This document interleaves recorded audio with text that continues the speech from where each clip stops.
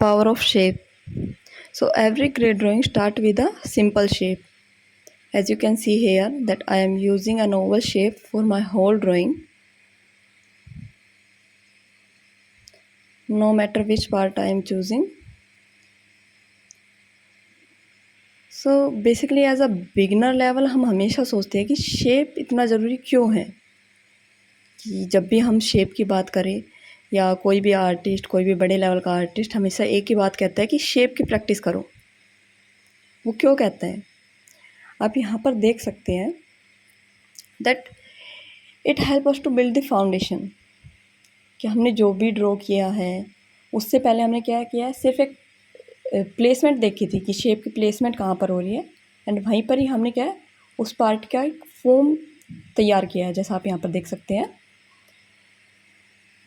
So basically shapes give structure. जब भी हम कुछ ड्रॉ करते हैं तो उससे पहले क्या है कि हमें एक प्लेसमेंट का पता चलता है, दूसरा कि लाइन का फ्लो क्या होगा, वो चीज़ भी हम यहाँ पर क्या है देखते हैं, उसको ऑब्ज़र्व करते हैं एंड देन उसको ड्रॉ करते हैं।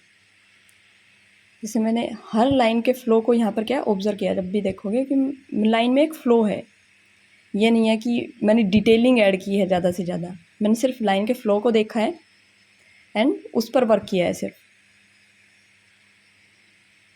जितना उसके डिटेलिंग को क्या है शुरुआती तौर पर अवॉइड करें। जो आप बड़ी शेप्स देखते हैं अपनी ड्राइंग के अंदर, सिर्फ उस पर फोकस करें।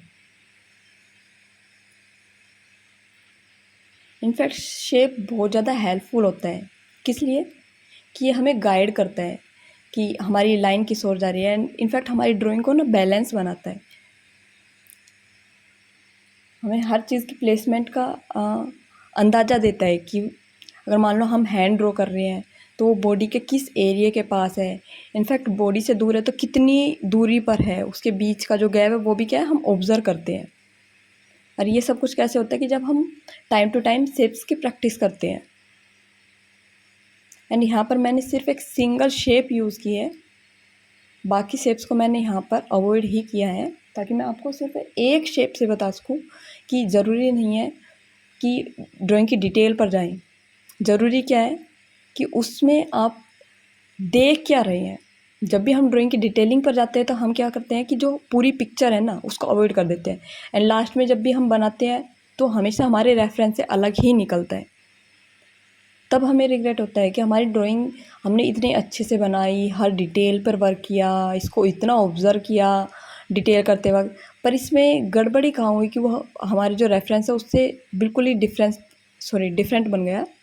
और वो गलती हमने कहाँ की, उसको ऑब्ज़र्व करते वक्त, कि हमने सिर्फ डिटेलिंग पर फोकस किया, ना कि उसकी होल पिक्चर पर फोकस किया कि कौन सी शेप है, कौन सी शेप ज़्यादा बड़ी इसके अंदर यूज़ हो रही है एंड किस जगह पर यूज़ हो रही है। इस चीज़ को क्या है हमने अवॉइड किया, एंड उसी का नतीजा होता है कि हमारी जो ड्राइंग है उसमें कहीं ना कहीं हमें गलती देखने को मिलती है।